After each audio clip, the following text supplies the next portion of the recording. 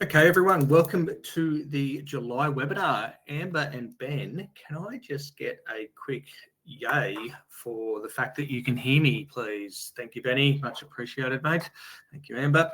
Okay, as the deck says here, guys, new features explained. We've got a lot to get through today. There's a hell of a lot of ground to cover, so we're going to jump straight in. Very brief introduction from me. My name is Ben Fuller. I'm a Pipedrive expert. I sit on the Pipedrive Partner Leadership channel. I've worked in and around software and CRMs for way too long now, more than 10 years. About Modi, we are Pipedrive Global Partners of the Year. We're a multiple award-winning regional partner of the year, award-winning Just Call and Monday.com partner. We really specialise in sales, CRMs and project management and a whole bunch of other stuff, but that's really our core where we're really super strong. Upcoming webinars, I'm excited to do a few of these, particularly Pipedrive for the construction industry. It's probably the biggest segment that we deal with, so very keen for that. There's going to be a Monday.com webinar around the education and training space. So if you know anyone in that RTO space, registered training organisations, we'll be doing a webinar on that at some stage. We're going to have a look at CRM and cyber security, and maybe do another webinar for the finance industry as well, for those finance brokers out there. We did do one a couple of months back for the FBAA, which is the Finance Brokers Association of Australia. Okay, into the deck. Where is Pipedrive heading? So everything that Pipedrive does, they think of through this lens, which is keep the system easy to use, right? It's really Pipedrive's core strength, and the fact that it's an activities-based CRM, it's a sales CRM. And so what they're really looking to do with all of these features is allow you to enhance your customer relationships. So we're going to have a look at some things like lead scoring that's been introduced into the system today. Streamlined sales processes. So this is some stuff like branching in automations, which again is super exciting. It allows for some super flexible email journeys. Improved data segmentation, some stuff around data enrichment, which we're not going to take too much of a dive into today, but we're going to have a look at some of the easier reporting through the AI-generated reports, and allow you to make data-driven decisions, which leads to better decision-making, better resource allocation. And so the whole webinar and everything around that is sort of driven towards that data-driven decision-making.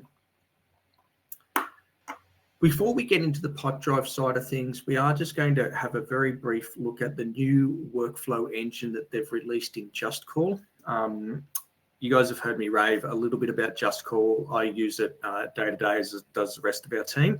And Just Call continues to outstrip the competition when it comes to the AI features and just general features of their platform. Very briefly, to show you what this looks like from a Just Call perspective. Just going to jump in and share screen. We're going to land on a Pipedrive window here, but we're just going to jump then across into a little step through of the Just Call workflows. So I'm going to click Get Started here. Now, to kick off creating these workflows, we click on Create Workflows up here. We start with a trigger like you do in any automations engine. In this case, we're going to say that that trigger is an incoming call.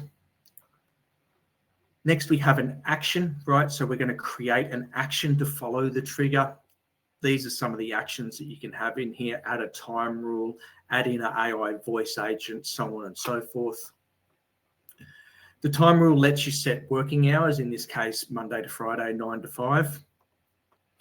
And then you can see the branching here. On the left, we've got the custom hours that we've just set up, which is our Monday to Friday, 9 to 5. And on the right is any other time. So when this incoming phone call comes in, it hits this time rule, and then it bounces to one of these two sides of the branch here.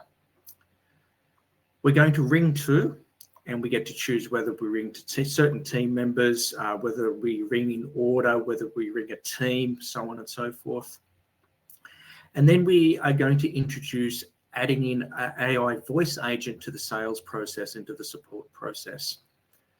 So here you can see if it rings during hours, it rings to team members, and if it's answered, the team member picks it up. If it's unanswered, it's going to go to Jason, our AI sales agent, and Jason's going to capture some information for us. Or if it is out of hours, it's going to go to Mia, and Mia is our after hours AI agent. And so very brief overview. I know everyone's here for Pipedrive, but very brief overview there of what it looks like for a workflow engine for a platform that's not Pipedrive, in this case, Just Call. And I'm showing that because we're pretty excited about it. Back into the deck. AI chatbot for Pipedrive. So this is powered by OpenAI, the people behind ChatGPT. And this is a work in progress for Pipedrive. The early iterations of it are being rolled out in brand new accounts. If you're an existing client, you're not going to see this in your account for maybe a few months or so. So this is a little bit of a sneak preview. It's very much in beta. And I'll just give you a little bit of a look of where it's going to be positioned. And then you're going to have to imagine with me some of the features that are coming here. So you can see up on my screen here, I'm in my standard partner demo account. And up here, we have what they're calling Sales Assistant. Now, this is the AI sitting in behind here. Now, you can see some of the questions I can ask here. This is drawing from the Pipedrive wiki. So how do I add or customize a pipeline? How do I know when to add a pipeline? There's actually really good questions here. How do I view one deal? So this is sort of stuff that you might go to Pipedrive's wiki for. The next iteration of this is going to allow you to, from here, interrogate your own data. So you can click here and you can ask a question like, how many deals have I closed this month, right? Which salesperson has the most open leads in the pipeline? Things like that, where you can either ask the questions like it's showing here, how do I do something in Pipedrive? Or you can interrogate your own system and ask questions of your own data in the system. And so, again, this is just another little iteration of making Pipedrive easier to use and more user-friendly.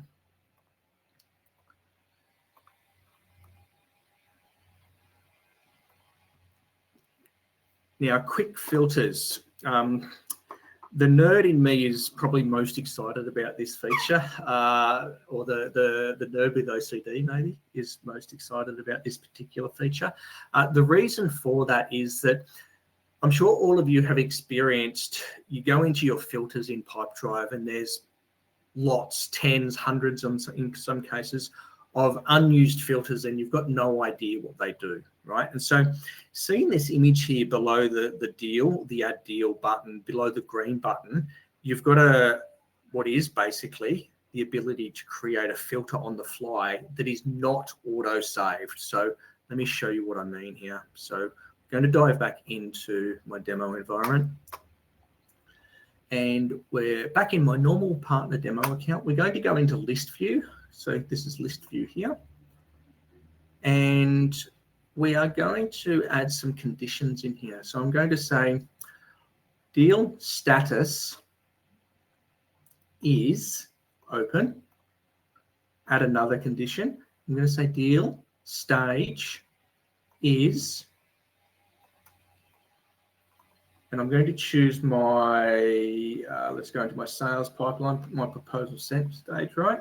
So now I'm looking at all of the open deals in my proposal sent stage in my sales pipeline. And as everyone's aware, or most people are aware, I can add and remove columns here as I need to. Now, the advantage of this is it's super quick and easy. It's a little bit more intuitive for those people who are a bit scared of creating filters or don't quite understand the and, if, or else sort of conditions that you can do in there. And the big plus is if I click here, right, and I click into filters, you can see there's a whole bunch of filters in here. A lot of them, like, look at this stuff here. Deal pipeline is sales, deal pipeline is sales, deal pipeline is sales. These are filters that have been created by people on the fly. And then they sort of auto save, right, for you to see the data. And then they stay stuck in here, sort of polluting this area of the system. What this allows you to do is not have that filter auto saved. It's very, very handy. I would encourage those people who are a little bit like me and like everything to be nice and neat and tidy and organized and stuff, to teach your team members how to use this functionality in the system. It is one of the things, like I said, I'm a little bit more excited about it maybe than most, but it's one of the things that I'm sort of most excited about, because it's just one of those little things that makes a CRM a pleasure to use. Okay, now we're getting to the real meat of today's session. Some of you will have seen this feature rolled out in your system already. Most of you will not have seen all of the features rolled out in the system. All of the options that we're looking at here rolled out. So you can see on this slide here that we have the features for the Pulse. So the feature is called Pipedrive Pulse, and then we have 3 items within it. One is the feed, one is scoring, and one is sequences, right? So see the little screenshot with my red arrows down the bottom left there. It's showing the feed, the scores, and the sequences. And we're going to have to jump between a couple of demo environments to showcase all of this today. And this is being rolled out now. Some of you will have Pipedrive Pulse already in your system. You will have seen it. And most of you, if you've got it, will only be at the moment seeing the feed and the sequences. And the scores is still to come, but we'll give you a sneak preview of that today. We're going to start on the feed here. The idea behind the feed is that it's designed as a more user-friendly interface that does what Activities does, but it does a bit more than what Activities does, right? And so I would encourage those sales managers on the call and those salespeople on the call to really play around with this off the back of what we talk about today in today's session, and then reach out and ask questions if you need to. So what the feed is designed to do is help you manage your to-do list, right? And it's, like I said, it's a bit more than Activities. It tells you the steps that you need to take next. It helps you prioritize. Scoring, this is lead scoring. So by setting different conditions, scores, which we'll look at in a moment, you can rank your deals or give them a score that you can then use as a way in which to attack your pipeline, right? Where those with the highest score most likely are the ones that you're going to want to reach out first and make sure you're on top of. Extremely handy for those salespeople who are run off their feet and don't know how to prioritize. This is definitely something that's going to help you. And then we're going to have a look at sequences, which is the third of the 3 that we've been talking about, right? Sequences are like an automation workflow, but personalized for you. So you can set up your own sequences. They don't have to be company-wide. And you can, or you have to at this stage, push a deal into a sequence, right? And a sequence is something like day 1, create a follow-up activity and send an autoresponder email. And then day 2, reach out to book a demo and send the follow-up, thanks for the demo, thanks for booking the demo email after that. It's a series of steps that you can create inside of the system. And so we'll be having a look at that. So let's jump in and share screen, and we'll talk through these 3 options, new options within Pipedrive Pulse. Okay, so back over here in our standard demo account, having a look in here. And for most of you, Pulse, which you can see is still in beta, is being positioned or rolled out and being placed in this particular position here inside of the account. So I'm going to click into that. Now, this demo account here, which is my partner demo account, it only has feed and sequences in it. And then over here in my sandbox environment, we're going to be jumping across here to look at the scoring. And that's sort of how new some of this stuff is. Even our demo environments do not have this fully rolled out at the moment. So we're going to start here on feed. So what the feed is, like I said, if you think about this a little bit like Activities, but a bit more user-friendly and also with a few more features. And so we've got 3 tabs here: follow-ups, overlooked deals, and opportunities. Follow-ups, you can see I've got none of 12 actions done here. Follow-ups tells me that I need to reply to emails or do activities, right? Reply to emails, do activities. And this is where this is more than just your activities tab, more than just this activities tab here, because it's telling me, hey, you've gotten a reply to an email, you need to reply back to it, right? And so I can do that from here and see how it pops into that, and I can reply to that email. I can also, let's say, mark off an activity. So I've scheduled that meeting. I can also here click in and view the activity. that's the activity. I can tab across to having a look at the deal or the person or the organization, right? And so I have full access to the whole system from here. So in this follow-up area, it's telling me to reply to emails and do my activities. So like I said, a bit more than what you do inside of activities at the moment. Overlooked deals. So when we click here, this is telling me the stuff where I maybe don't have an activity scheduled against the deal. Or maybe in the case of here, I'm missing a follow-up activity and it's been 876 days. Again, this is a demo account, don't judge me. 876 days since we've done something with this, right? And so we can mark these activities as complete as we work our way through. I can add an activity in here straight from in here like this, right? And so this is making or giving us a focus on those deals which might have slipped through the cracks. We can be very diligent about doing our activities, but if we've overlooked a deal that and not placed an activity against it, then this is going to be the area that's going to catch that for us. One thing I should point out here, you can filter this. So at the moment, I've got default filtering here for this, so it's only showing me my sales pipeline, right? We have a number of pipelines in this demo account, and like a lot of you on the call, not all pipelines are created equally within your account, and the same within this account. I'm a salesperson, right? So I don't want a whole bunch of follow-up activities prompting me, deals prompting me to create activities for some project management deal that I'm not necessarily that across or want to be involved in. Final tab here is opportunities. Opportunities, you'll notice here that these deals are all in the first stage of the pipeline. What opportunities are is these are recently created deals that have the deal is assigned to you, but it doesn't have any scheduled activities. And again, it's like these overlooked deals. It's catching those deals that slip through the cracks. Particularly if you're the type of business that doesn't have an automated activity creation off the back of a deal being created, this is where that type of stuff will get caught. Also, if you've got a post-sales administrative pipeline, it catches the fact that there's activities or deals being created in that post-sales pipeline. Now, have a look at this. This is what we're about to get into in a sec. Add deal to sequence, right? So let's take this one here, Julian. I can add this deal to a sequence, okay? So I select my sequence. We're going to say engage new leads. This is one of my sequences.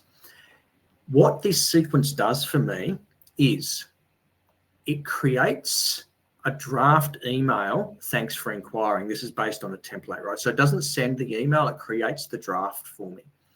It creates an activity, connect on LinkedIn and other social media platforms, right?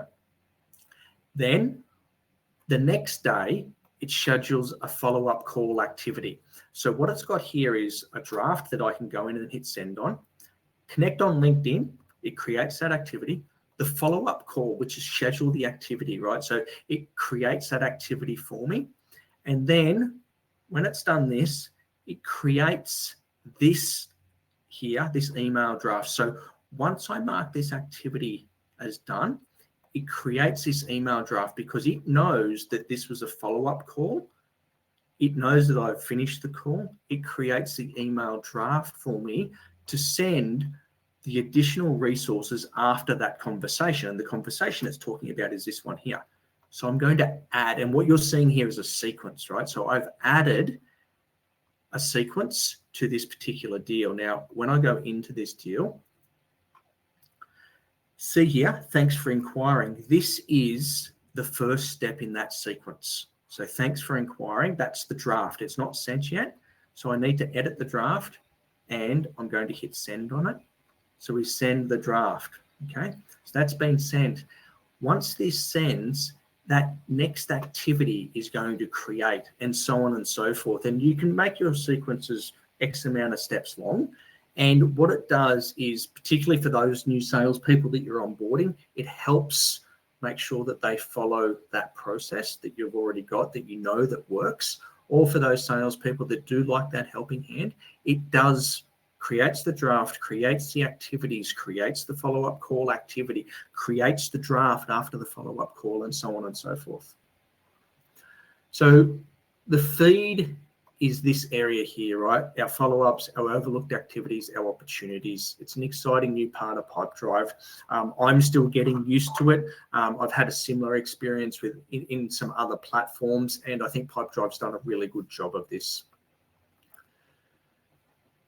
Okay, we're going to switch now across to lead scoring. I'm in a different account here. This is one of our sandbox environments, and this is a lead scoring process here. I'm going to click here and click edit so that you can see what's behind this. I can name it, I can give it a description, and I give it the target pipeline, right? We're targeting deals in a sales pipeline. Now, watch here. At the moment, it's only available to score deals. However, persons and organizations and leads is coming soon, okay? And so whilst it's only on deals now, you will be able to do it on persons, which is probably, and leads, which are the two next or most common ones that you might want to use after deals. They are coming soon. So we're targeting the sales pipeline, as you can see here. I hit continue. This is fixed, right? So you can't really edit the scores here, which I think is good. Lead scoring, most people try to make it way too complicated. It needs to be nice and simple and easily understood and easy to interpret. We have three areas: positive, highly positive, sorry, slightly positive, and negative. For those highly positive, we give 25 points. For those slightly positive, we give 10 points. And for those negative, we give minus 10 points. So as an example, and I'm going to use the same sort of criteria, I suppose, through the three here. If my deal value is above 50K, I give it 25 points.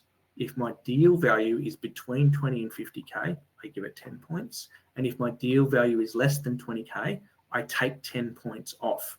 Similarly here, if my lead source is Facebook, I take 10 points off because I know that Facebook leads don't convert at that higher conversion rate. Whereas back up the top here, if my lead source is a referral, I add 25 points because I know that my deals that I receive from my referrals have a high conversion rate.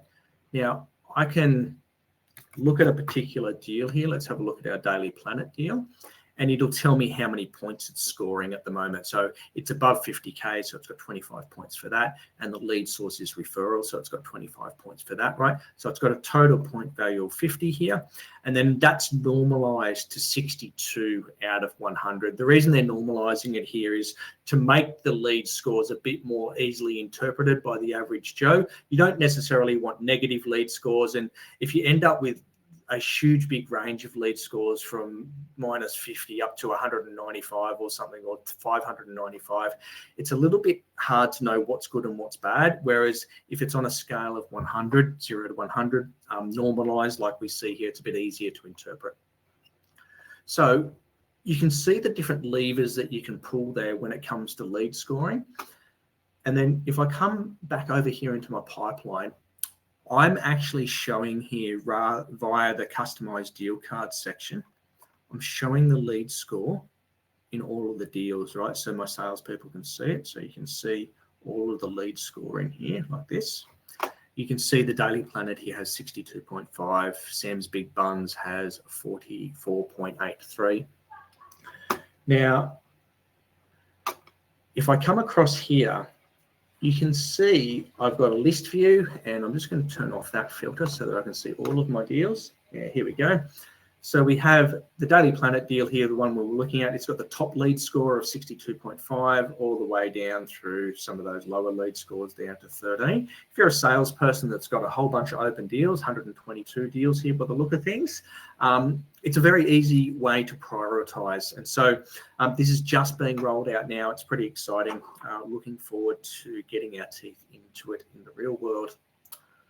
Okay, sequences. We're going to have a quick look at this. I spoke about this before, so I won't spend too much time on it. Gareth, yes, we will make sure that we send you across the recording. No problems at all.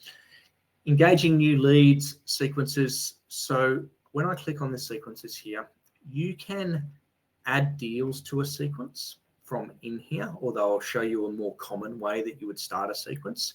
And you can edit the sequence here, right? So you can build what's going on. So in this sequence, the first thing that's happening is, thanks for inquiring, it creates an email draft.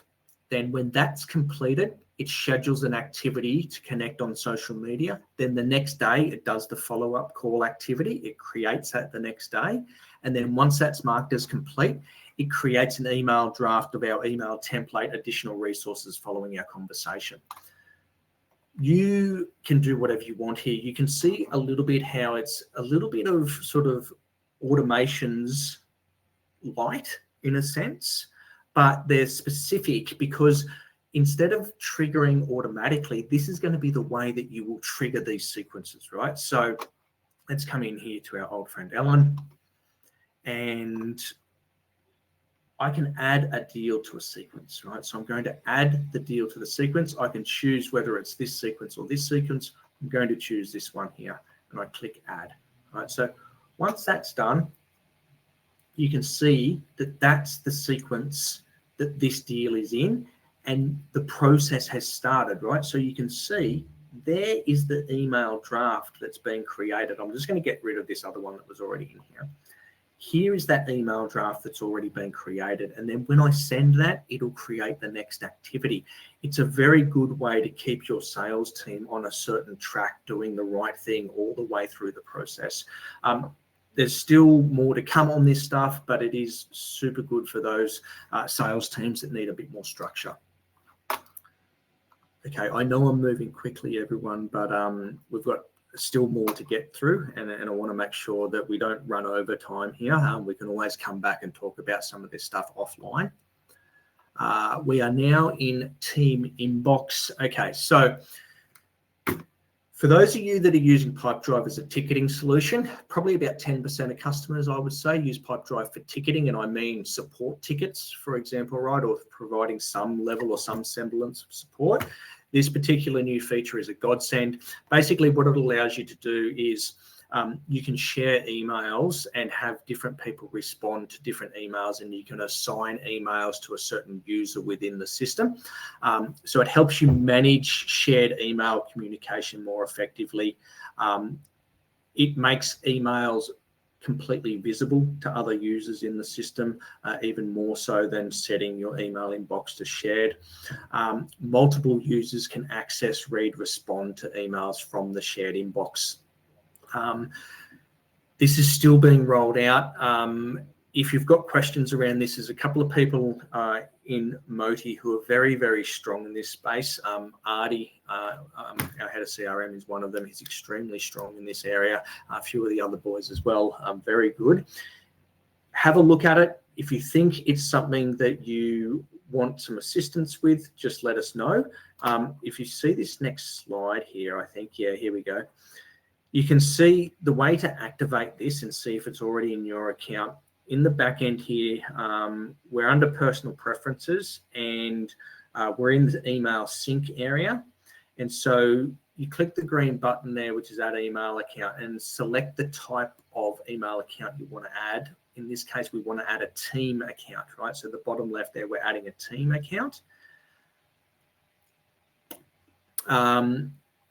So if you've got questions around this, it's very much horses for courses, not horses for courses. It's individual use cases, right? And so what we want to do is communicate directly with you about your particular use case and recommend how that might work from a team inbox perspective.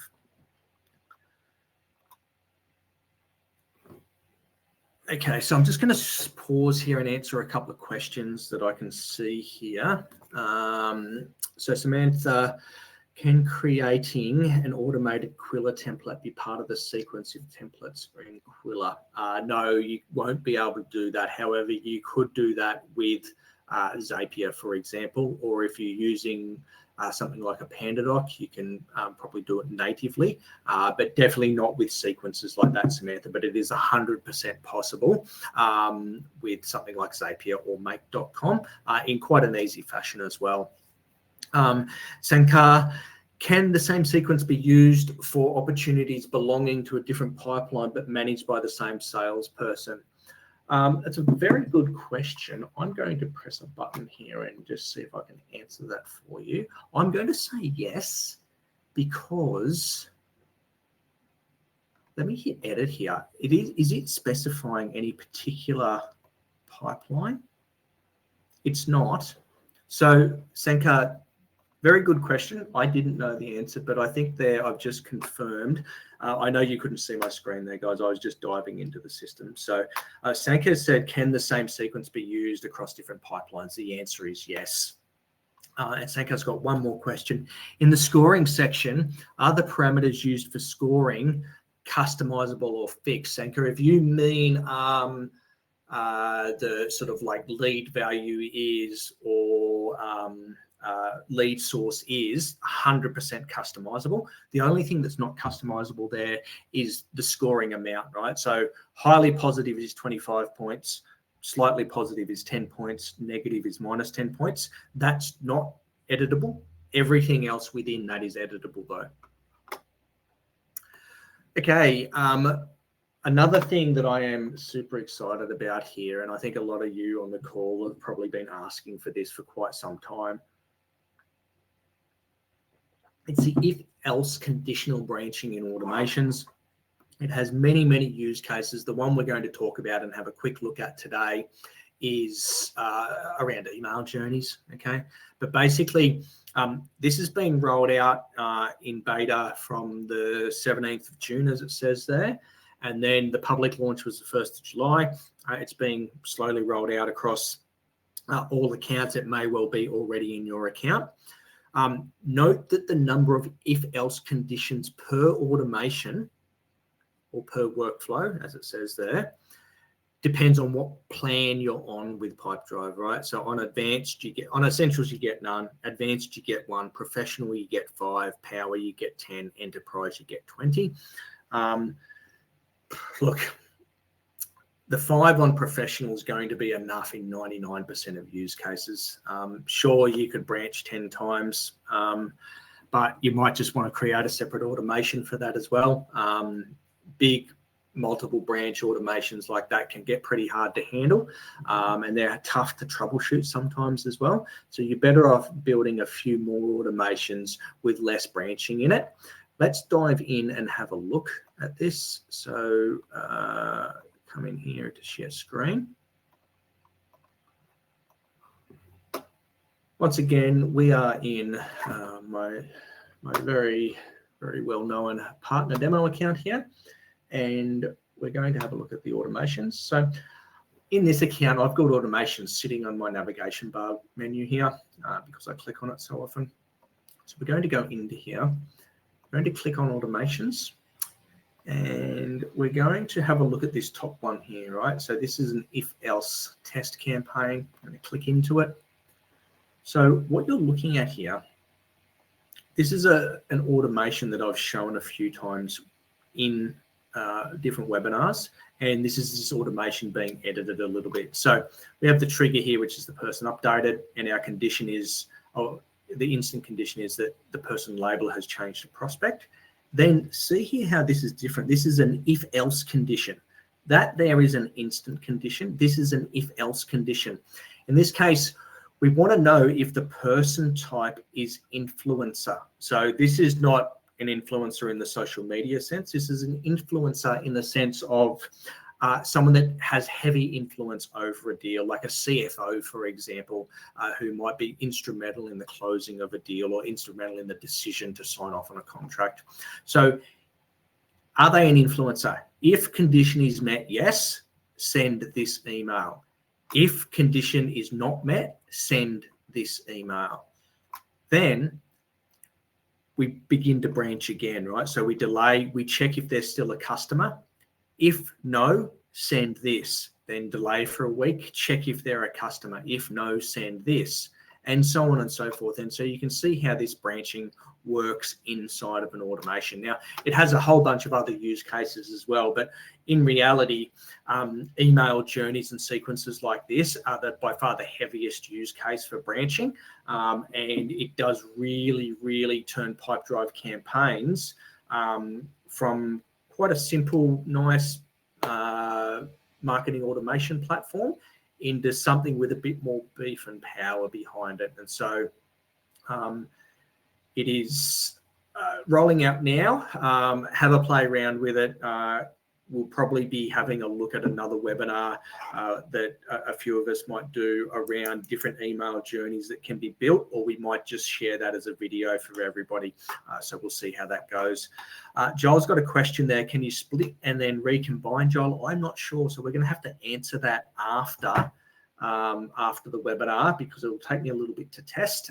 So I'm not entirely sure whether or not you can split and recombine, but it is a very good question. Okay, next couple of slides around archiving leads and deals, and then also needing that condition in Pipedrive Insights. And so archiving leads and deals has become more and more important in Pipedrive since Pipedrive introduced the deletion of data after it's been after 30 days, right? And so if you delete a deal, and I'm not talking about lose a deal, I'm talking about delete a deal. If you delete a deal, it will be permanently deleted after 30 days.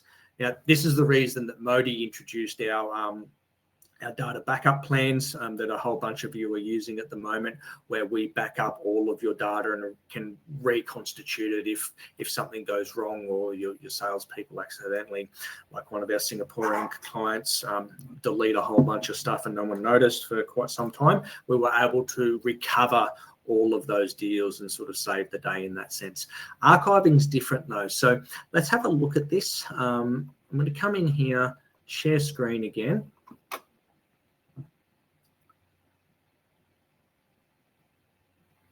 Okay, so over here in our old friend Ellen, I'm going to click over here into this deal. When we drop down the three little dots, the three ellipses over here, you'll see that we can archive now. So if I archive this, it doesn't delete it from the system, but it removes it from basically having an influence over any reports, unless I specify specifically that archive deals should be looked at in the report, and it hides it away from anywhere, right? So it doesn't count as a won deal, doesn't count as a lost deal, doesn't count as an open deal. It's an archive deal, and then you can search and find those archive deals. I've already had one client sort of tell me, oh, we're using archive now. And what they were doing is using archive instead of lost. And so just make sure that you you understand the purpose of archive, which is it's data that you want to retain but shouldn't influence any of your reporting, is probably the best way that I can put it. While we're in here, I'm not going to go back to the deck because I will just show you the next little bit of this. I'll go into Pipedrive Insights here, and I'll just click into any one of these, and I'm going to add a condition. So deal archive status is not archived or archived. Now, by default, your existing reports, right, exclude this particular condition, and it assumes we're only looking at the deals that are not archived. So if you go and archive a whole bunch of deals, they will be excluded from your existing reports. So just keep that in mind. Okay, back into the deck. This here is what I just showed there inside of Pipedrive Insights, right? Which is, if you are using archive heavily and you do want to run a report on it, you will need to specify that condition within those reports. So just keep that in mind. It's probably not going to be used a huge amount by most people. Okay, so don't get too concerned about it, but just keep in mind that it exists. This is a very handy feature, sort of very handy for Pipedrive, very handy for Modi, but also very handy for you. So automatic notifications to help with troubleshooting when it comes to automations. Now you can see up the top on the left of this slide here, you'll receive mail notifications in 3 different cases. When an automation owner has been deactivated, right?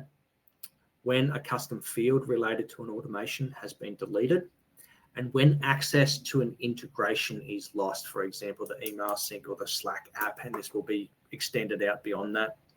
The most common reasons automations fail in Pipedrive is, in my experience at least, and based on the Modi data that we have, is point number 2 there, which is a custom field related to the automation is deleted. By far the most common reason. The next one is the automation owner is deactivated, and then we get to some of the integration issues that we spoke about before, where the integration sync is lost or dropped.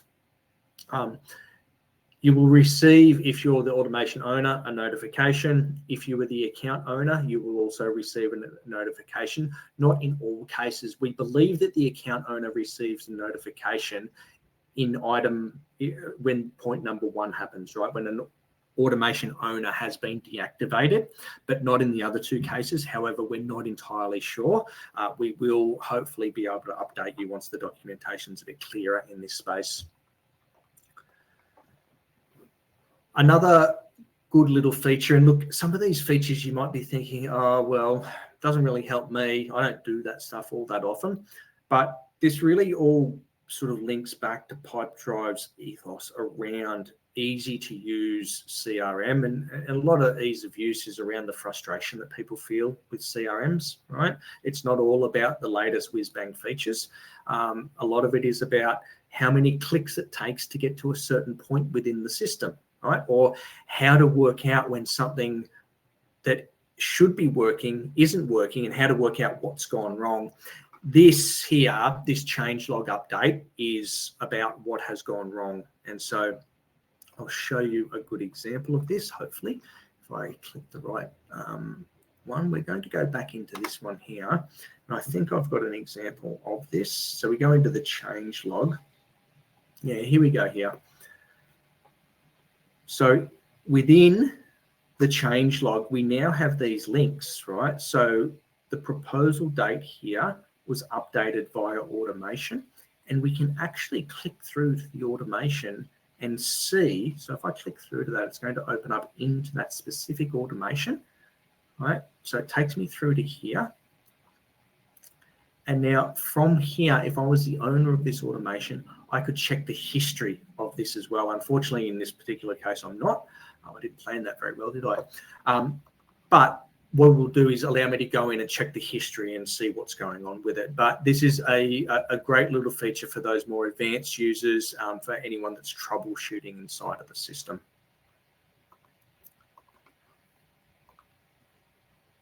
Okay, the last page here, AI-generated reports. Now, a few of you might have tried this. So we're on to V3 of this, so version 3 of this. It's still very much in beta.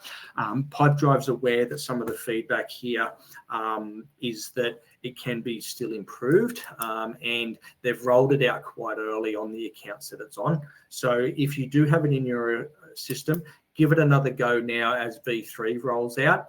But I think that AI-generated reports realistically are going to be massive by the time, let's say early next year, where you're not going to need to be a math wizard to be able to create a report or a data analyst or anything like that, right?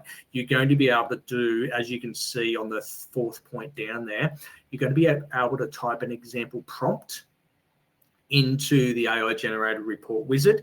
How's my pipeline look this month? And it's going to give you the answer in a report, or show me the deals closed by month for this year, and so on and so forth. And so if I just share screen here, we'll go back into my demo account. Once that pops up there, we're going to go into Insights. You can see here's the button here. So generate report. And I'm going to click that button there.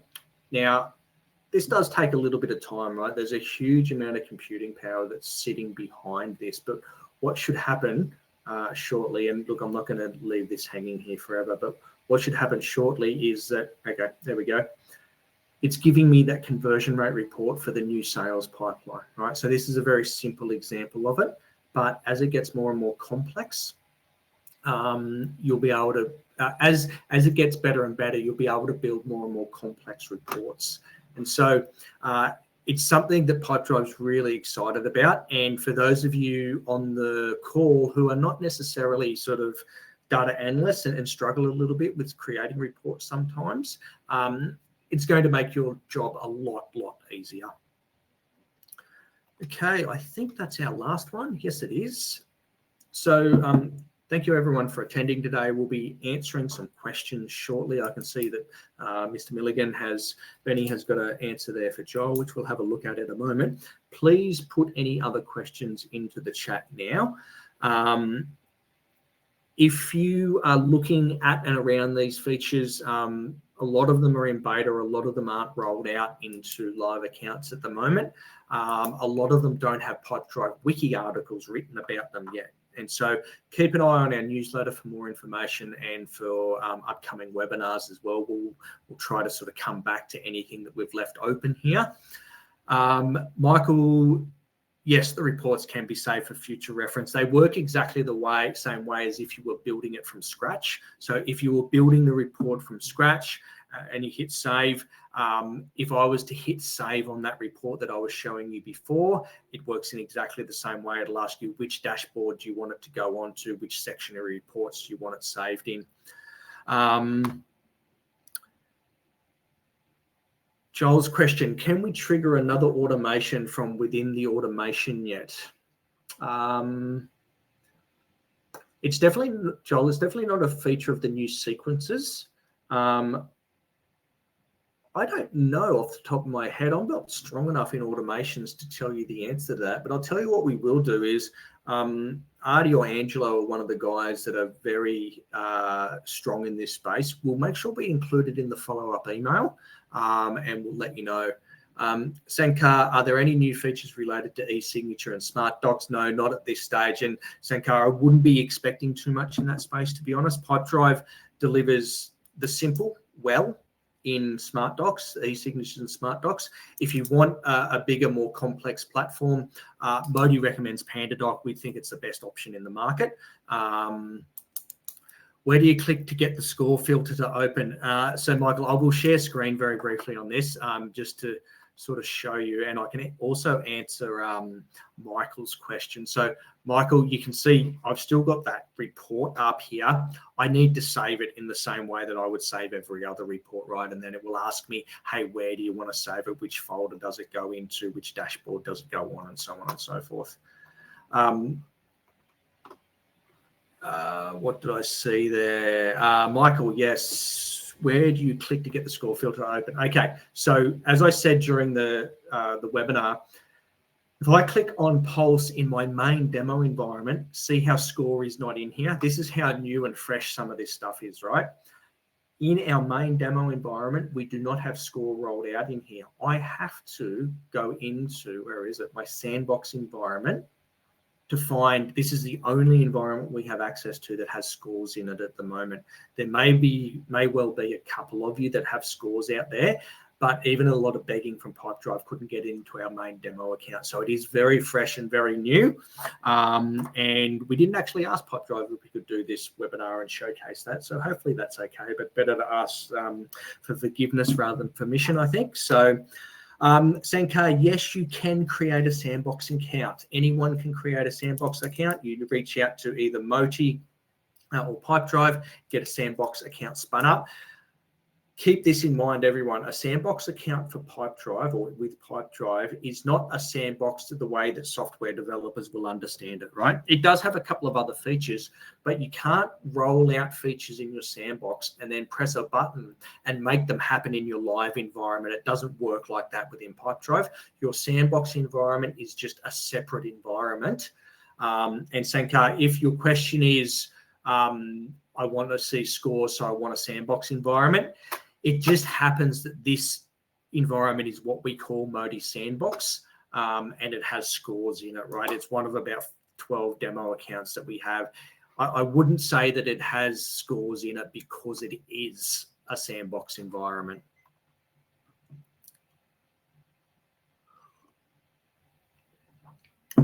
Ben Milligan has answered Joel here.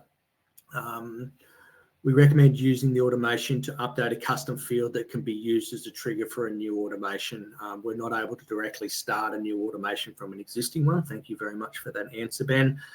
Joel's been saying, yeah, it's a hacky way of doing it of late. It is, but look, I don't know if Pipedrive's got any plans to change that at the moment. Did you answer the BI question? Yeah, I'm just getting to that BI question.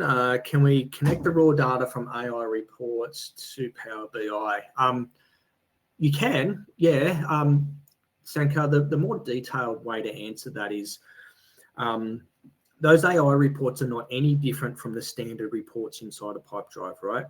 The way that you connect Pipedrive and many other CRMs to Power BI is via API, right? And so often you'll extract the data out of Pipedrive, put it into a data warehouse, and connect Power BI to the data warehouse, or you'll have a direct connector. That's all happening via connectors and API and the API.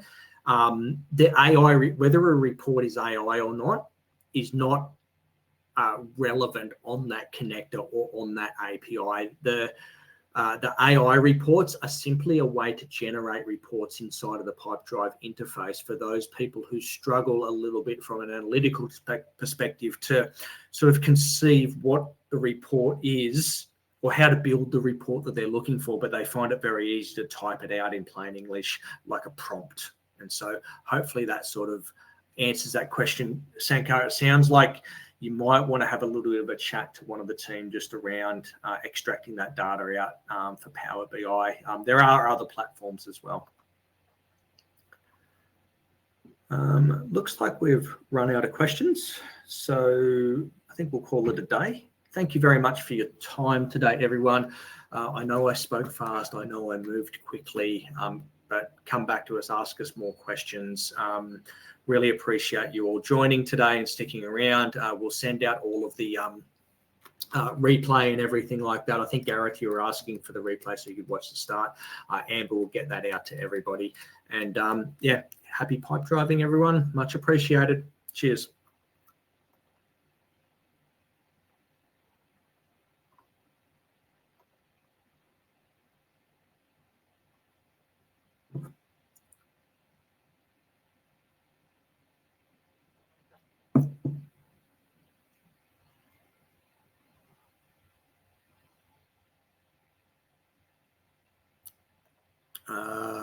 Giles' question for Ben Milligan. Is there any way to grab an activity in an automation? Okay. Is there any way to grab an activity in an automation that's triggered from a deal? I'll let Ben answer that because I think there's a couple of ways to think about that particular question, and I'll let Ben answer it with a bit more time. Oh, okay. You've piqued my interest here, Joel. We will be on to that, and I assume that's in US dollars, right? That it's not in South African rand or Thai baht or something like that. We're talking $1 million US. Very nice. Perfect. Okay, 1 million yen. I'm sure that's not to be sneezed at either. So Benny, go for it. Righto, guys. Thanks very much. I appreciate your time today, and we'll finish up.